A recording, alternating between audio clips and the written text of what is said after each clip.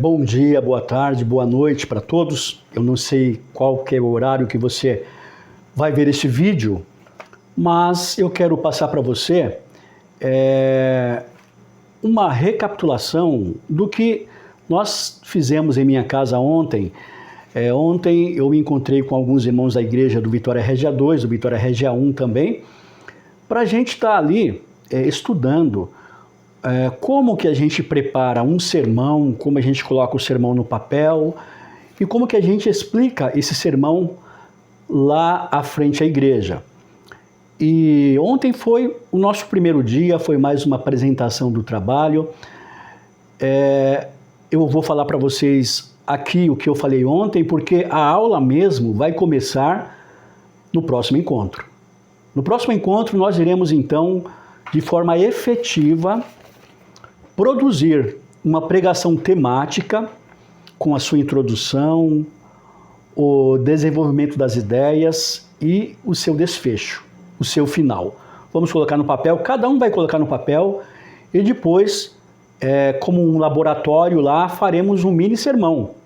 Eu vou fazer o meu, o Sérgio vai fazer o dele, o Samuel dele, o irmão Claudinei, a irmã Eunice, a Nathalie, todas as pessoas que estiveram lá ontem conosco, a irmã Ângela, né? Então a gente vai estar pregando um para o outro ali, para que a gente possa então se ajudar. Isso no próximo encontro. Faremos também, num encontro posterior, a preparação de um sermão expositivo, colocando no papel tudo certinho, e depois fazendo esse laboratório lá de estar pregando em 5 minutinhos lá, para que nós possamos avaliar e se ajudar. Nosso objetivo, irmãos, é melhorar a qualidade dos sermões na igreja, no púlpito. E claro que a gente vai se pautar sempre pela palavra de Deus, pelo espírito de profecia e pelo manual da igreja. Você que não veio ontem, você consegue acompanhar no próximo encontro, porque iremos colocar a mão na massa efetivamente no próximo encontro. Agora, você não pode faltar no próximo encontro, que ainda iremos definir uma data. Mas deixa eu passar para vocês o que nós falamos ontem. Ontem nós demos um preâmbulo, né? E falamos assim, mais da parte espiritual, da nossa postura lá na frente. E você que não veio, eu quero dar para você essa introdução para que você possa estar no próximo encontro nosso. Então ontem, nós colocamos como título lá, o sermão eficaz. Dicas para explanar um sermão. E aí logo no início vem lá, apresentação, né? Sabe, amigos, nós temos que partir da premissa de que quando nós vamos na igreja oferecer um culto a Deus, ou estando ali no auditório da igreja, ou indo para cantar, ou indo para fazer alguma oração, ou até para pregar, devemos partir da premissa que nós não estamos indo lá para que a igreja nos agrade, para que a programação seja feita para nos agradar. Muitas vezes nós temos isso na cabeça e isso está errado. Nós vamos à igreja para oferecer um culto de adoração a Deus. Então nós não vamos lá para ser agradados, mas para agradar a Deus. E aí, meus amigos, esse culto tem que ser feito de acordo com as prescrições de Deus. E não de acordo com o meu desejo, com aquilo que eu gosto ou deixo de gostar. Se vocês abrirem a palavra de Deus em Gênesis capítulo 4, lá tem a oferta de Abel e Caim, né? Eu quero ler um pouquinho para vocês, porque é importante para a gente poder entender. No livro Patriarcas e Profetas, a irmã White escreve alguma coisa sobre a oferta de Caim e de Abel. E ela diz assim, Caim e Abel, filhos de Adão, diferiam grandemente em caráter. Abel tinha um espírito de fidelidade para com Deus. Caim, porém, acariciava sentimentos de rebeldia.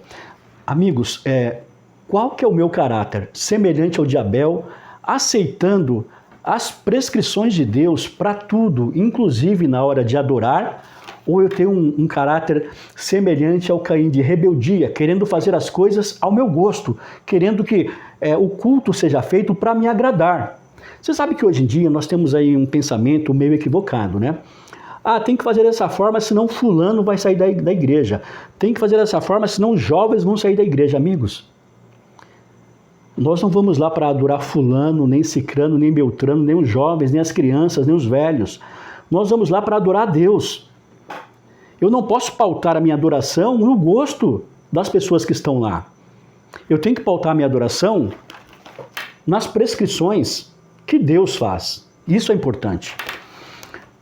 Continuando aqui a leitura, diz assim, ó: esses irmãos foram provados assim como fora Adão antes deles. Como é que eles foram provados? Eles foram provados ali na oferta que eles deveriam oferecer. Então eles foram provados para mostrar se creriam na palavra de Deus e obedeceriam a mesma. Eles foram provados ali com a oferta que deveriam oferecer para saber se ambos estariam fazendo de acordo com a vontade de Deus ou não. Olha só que importante. Estavam cientes da providência tomada para a salvação do homem e compreendiam o sistema de ofertas que Deus ordenara. Ambos sabiam que era preciso ter derramamento de sangue naquela oferta, porque estaria exprimindo fé no sangue de Jesus. Continuando, sem derramamento de sangue não poderia haver o quê? Remissão de pecados. Teria que um animalzinho morrer ali, porque representava quem? A Cristo. Sem derramamento de sangue não poderia haver remissão de pecados. E deviam eles mostrar sua fé no sangue de Cristo. Um animalzinho teria que ser morto ali, naquela adoração, porque representaria quem? Cristo. Além disto, as primícias da terra deviam ser apresentadas diante do Senhor em ação de graças. Olha só, Caim até poderia ter levado ali das primícias da terra, sem problema nenhum, porque seria ali como uma oferta, né, de ações de graça, de gratidão. Porém, Caim deveria também ter levado um animalzinho para ser morto, o sangue deveria ser derramado, representando quem? Jesus. E aí, Caim apresentou apenas uma oferta de frutos. Eu peguei um pedaço do livro Patriarcas e Profetas. Eu já vi algumas pessoas dizerem que Caim escolheu os melhores frutos da terra, né? A irmã White fala, eu não vou citar aqui, mas que não foi isso não, que ele escolheu qualquer porcaria, qualquer frutos. Ele não teve o cuidado de pegar os melhores, não. Ele pegou o que, de forma relaxadamente, segundo a serva do Senhor, e murmurando, né? E ele não fez o principal, que era oferecer o quê? Um animalzinho que deveria ser morto, representando Jesus. Então, vocês conhecem, né, Gênesis 4, ali está dizendo que Deus, ele se agradou com a oferta de Abel, com a adoração de Abel, mas não se agradou com a oferta de quem? De Caim. E sejam bem sinceros comigo, no nosso gosto humano, qual altar ali, qual púlpito te agradaria mais? Um animal ali degolado, sangue jorrando. Vocês sabem que sangue tem um cheiro ruim, né? Sangue jorrando. Ou um púlpito de frutas. Qual que te agradaria mais? Humanamente falando, eu preferia ficar com o altar de Caim do que com um animal morto ali. Mas era preciso um animal morto ali. Vocês perceberam que, na maioria das vezes, aquilo que nos agrada vai na contramão daquilo que Deus nos prescreve? Qual que é o seu caráter? Qual que é o meu caráter? É semelhante ao de Abel, que seguiu as prescrições de Deus na adoração, ou do Caim, que queria fazer do jeito dele, a maneira dele, e não a maneira prescrita por Deus. Só que era preciso que houvesse derramamento de sangue, porque demonstraria a fé de Abel e Caim no cordeiro verdadeiro que viria, né? Que seria quem? Jesus, que tiraria o quê? O pecado do mundo. Vocês conhecem o desfecho de Caim e Abel? Depois Caim se irou tanto que acabou o quê? Assassinando o seu irmão por inveja, por Deus ter se agradado da oferta de Abel e não de Caim. Amigos, dito isso, eu quero falar para vocês o que eu falei ontem aqui para as pessoas que estiveram conosco, né? Aqui é apenas uma introdução, já imaginando a pessoa lá no púlpito para pregar. A preparação de sermão vai ser no próximo encontro. Então eu peguei algumas partes do Espírito de Profecia, por exemplo. No livro Testemunhos Seletos, a serva do Senhor diz assim, ó: esteja com uma roupa adequada, Bênçãos do vestuário próprio, modesto e decoroso. Vocês já ouviram alguém falar que a roupa não importa, que nós temos que contemporizar, estamos em outros tempos, são tempos modernos e não tem nada a ver, que roupa é tradição? Mas aqui está dizendo que nós temos uma bênção no vestuário próprio, modesto e decoroso. Aqui está falando, aqui o contexto é a adoração a Deus, quando você está lá à frente da igreja. Amigos, é claro que a roupa é uma tradição, sem sombra de dúvida, mas nós temos princípios. Qual que é o princípio que a Bíblia estabelece? Modéstia, decoro e simplicidade. Temos que seguir esse princípio. É claro que nós temos as tradições, sim, que mudam. Por exemplo, no tempo de Jesus, como é que eles pregavam na sinagoga? Com aquele roupão deles, né? Porque era a época, aquela roupa era a roupa adequada para aquele momento. Mas qual que é a roupa adequada hoje para uma solenidade? Vou te dar um exemplo. Imagina que você foi convidado para ir lá na Câmara dos Deputados defender uma tese sobre o dia do Senhor, sobre o sábado. Você vai se preparar para ir lá, para apresentar para os deputados. Como que os deputados se vestem hoje lá? De camiseta, tênis ou de terno e gravata? Terno e gravata, não é isso? Por quê? Porque na tradição ocidental, a roupa social, ela vai externar um evento solene, um evento muito importante, né? É um traje a rigor. Você não vai ver os deputados lá de camiseta, de qualquer jeito lá, sempre estão bem alinhados socialmente. Se você fosse chamado para poder apresentar uma tese lá, sabendo que todos se vestem assim, qual seria a sua roupa? Seja sincero comigo. Seria uma camiseta assim, ou polo, um tênis, uma calcinha apertada? Quando você entrasse assim, você já chamaria atenção pela sua roupa, que estaria totalmente contrária à roupa dos que estão lá. Como você iria? Ou você iria de social? Tenho certeza que você ia pegar o melhor terno que você tem, a melhor gravata, e iria dessa forma, devido à solenidade do evento lá. Numa sala de julgamento, como é que o juiz se apresenta? É de camiseta? Os advogados de defesa, de acusação? Não. No Ocidente, a tradição é roupa social para eventos importantes, eventos que exijam o quê? Solenidade. Agora, amigos, por que cargas d'água no principal dia que Deus estabeleceu, no 7º dia, no principal culto, que é o culto ali, sábado pela manhã, no santo sábado do Senhor, eu vou me apresentar lá de qualquer jeito, de camiseta, de tênis, de camiseta polo? Você não acha que é um contrassenso? Para pessoas desse mundo, para um juiz terreno, para autoridades, eu vou, né, de social, porque eu vou estar diante de autoridades. Agora, diante do Rei do Universo, eu vou do jeito que eu quero. Pensa um pouquinho, meu amigo. Eu sei que tem pessoas que pregam que você tem que contemporizar tudo hoje em dia.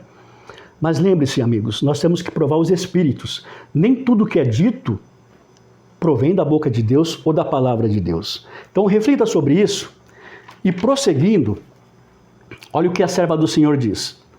No vestuário, bem como em todas as outras coisas, é nosso privilégio honrar a nosso Criador. Amigos, nós honramos a Deus até no nosso vestuário. Ele deseja que não somente seja nosso vestuário limpo e saudável, mas próprio e decoroso. Próprio para quê? Para o momento. Amigos, um sábado pela manhã, um culto divino, é o momento de eu estar bem alinhado com uma roupa social, que é o que denota importância nas solenidades do mundo que vivemos, do mundo ocidental. Agora, um culto, por exemplo, na casa de alguém, eu já não preciso ir tanto a rigor assim, eu posso até ir com uma camiseta, um tênis, você entende? Sábado, um dia santo, tudo que tem que ser feito lá tem que ser santo, inclusive o quê? A nossa roupa. Eu sei que você vai escutar muitas admoestações contrárias, mas eu estou me apoiando na Bíblia e no Espírito de Profecia. Veja só, numa praia, você vai numa praia, como é que você vai na praia? De terno e gravata? Claro que não, você vai com uma roupa de banho. Então, meu amigo, você tem que usar a roupa adequada para o momento adequado. E o sábado é o dia do Senhor, é um dia santo, tudo que tem que ser feito lá tem que ser santo, inclusive o que é? A minha roupa, meu amigo. Isso são orientações de Deus. Seguindo, ela diz assim, ó, devemos apresentar, olha só, irmãos, devemos apresentar exteriormente o melhor dos aspectos. No ritual do tabernáculo, Deus desceu a pormenores também no tocante ao vestuário dos que deviam oficiar perante ele. Amigos, quando Deus estabeleceu ali o tabernáculo terrestre, em que Deus ele passou a habitar ali, leia lá, Êxodo 28, ali vem falando das minuciosidades que Deus apresentou na confecção da roupa de Arão. Deus colocou todos os detalhes e tudo ali representava alguma coisa. Irmãos, até a roupa íntima de Arão, Deus estabeleceu como deveria ser, para ele se apresentar ali diante de Deus. Deus é minucioso, inclusive na roupa, amigos. O que falta para nós é estudarmos mais a palavra de Deus, né? Para mim também. Diz assim, ó, com isso nos ensinou que tem suas... Olha só, gente, eu vou ler de novo. Ó. No ritual do tabernáculo, Deus desceu a pormenores também no tocante ao vestuário dos que deviam oficiar perante ele. Com isso, nos ensinou que tem suas preferências também quanto à roupa dos que o servem.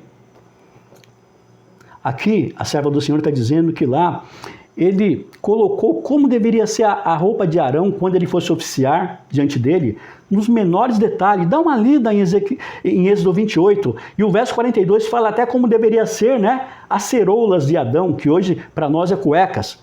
Não era do jeito que Arão queria.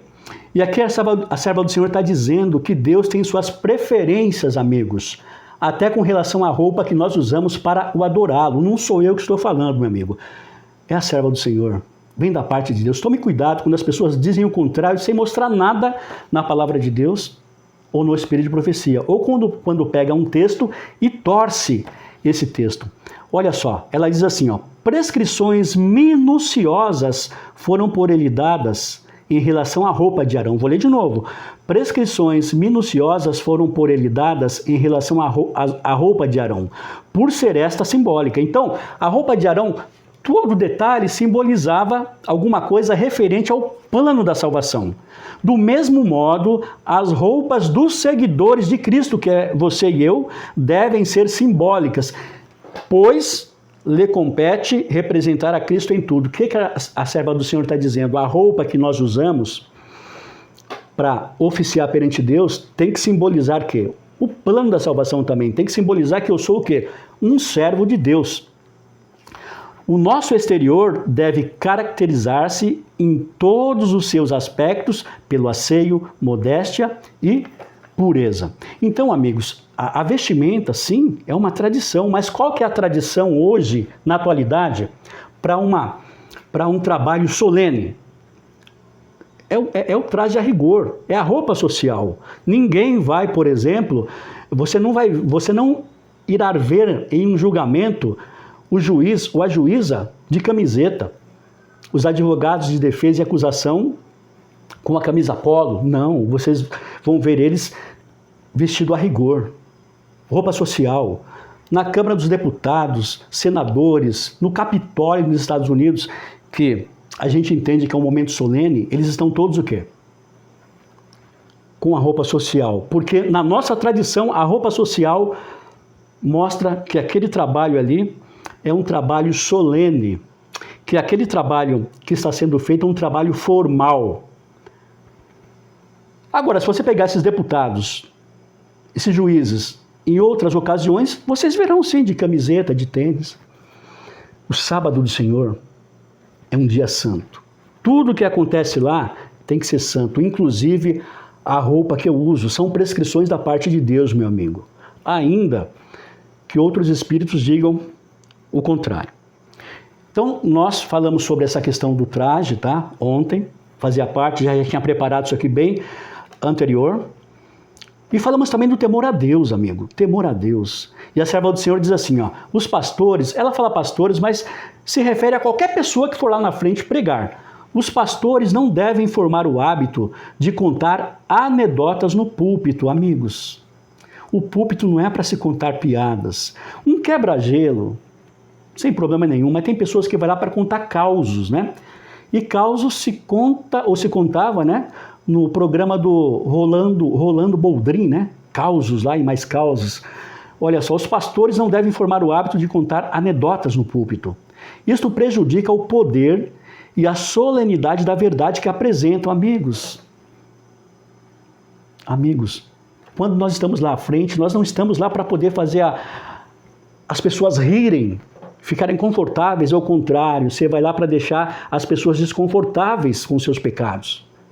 Você vai lá para confrontar o pecado, meu amigo. Você não vai lá para deixar as pessoas confortáveis, mas desconfortáveis com os pecados praticados. É para isso que é a pregação. É arrependa-se, muda de vida, se converta, nasça de novo.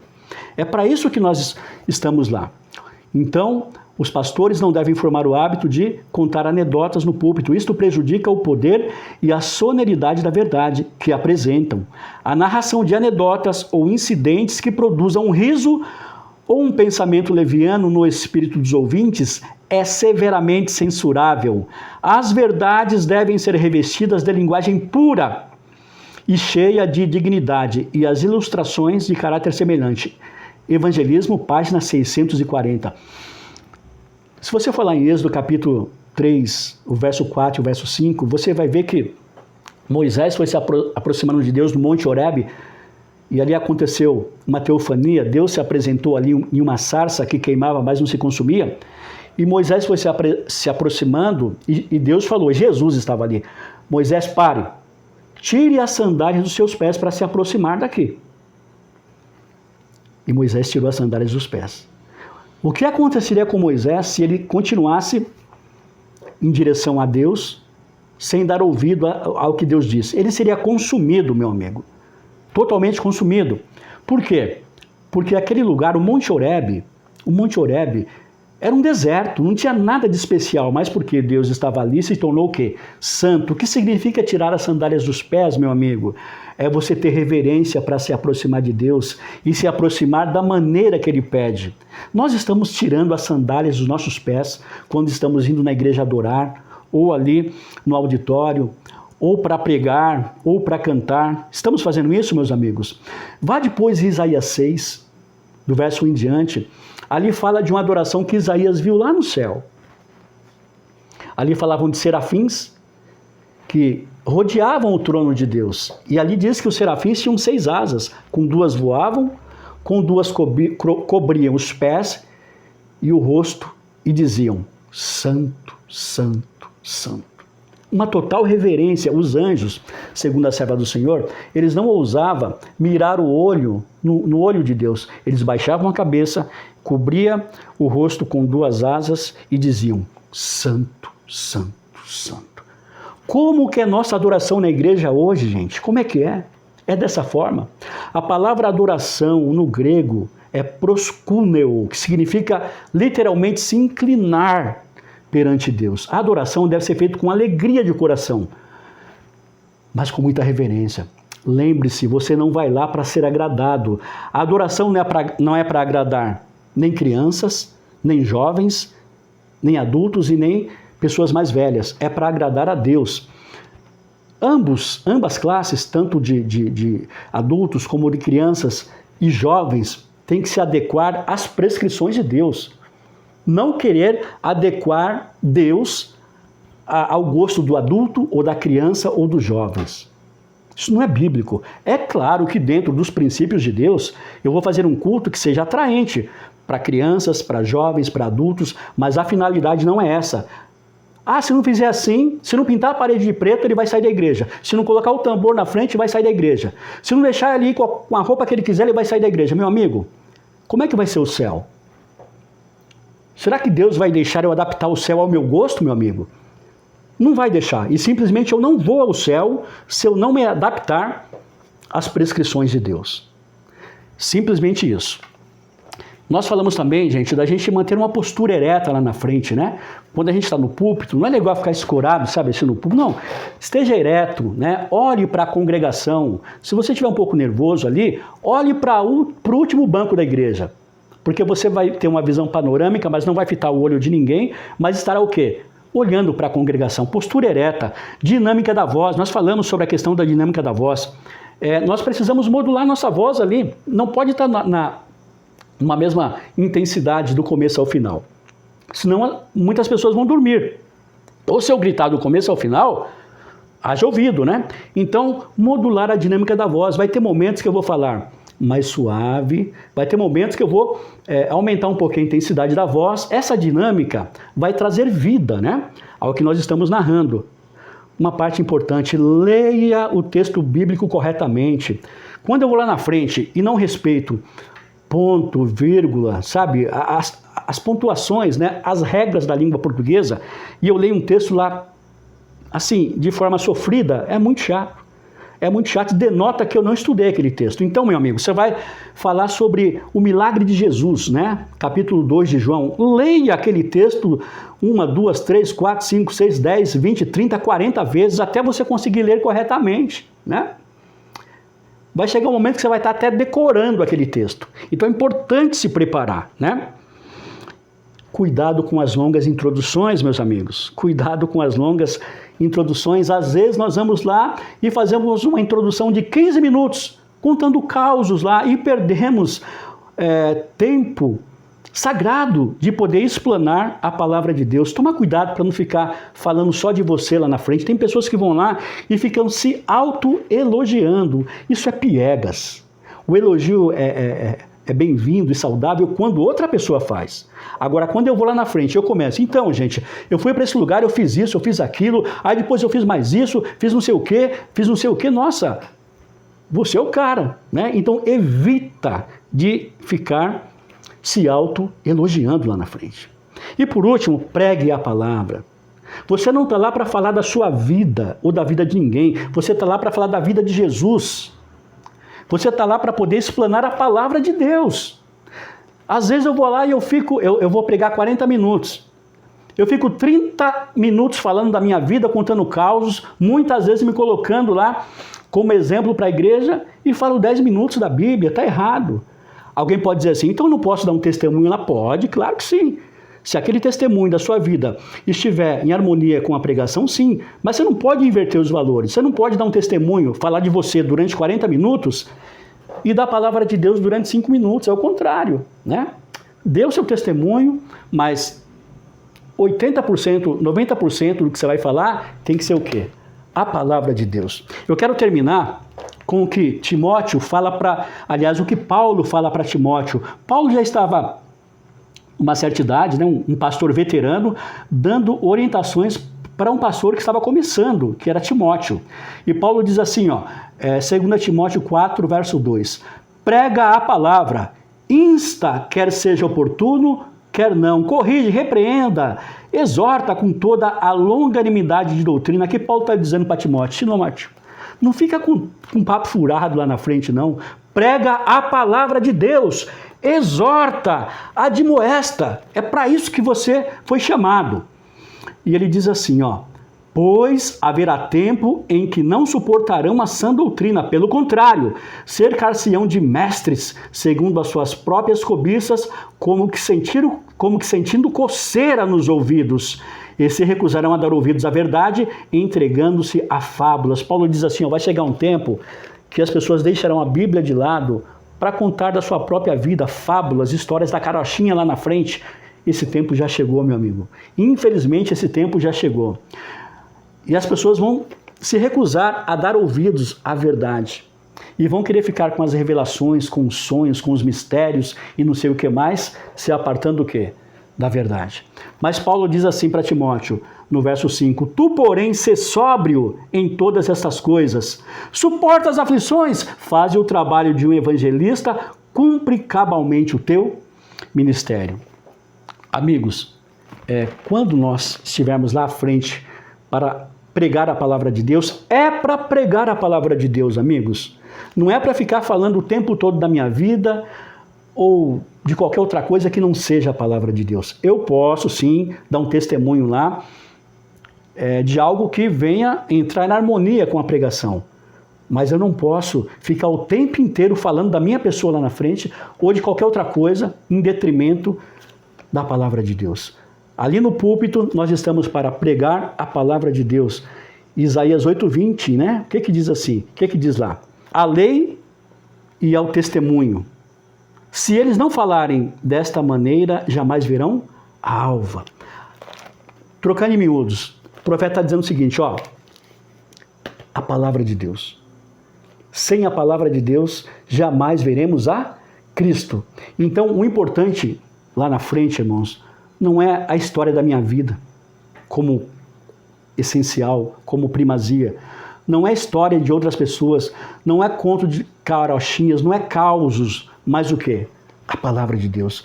Pregue a palavra de Deus. A igreja está com sede da palavra de Deus, amigo. Não de causos, não da sua vida ou coisas correlatas. Da palavra de Deus, do Senhor Jesus, do Evangelho da salvação.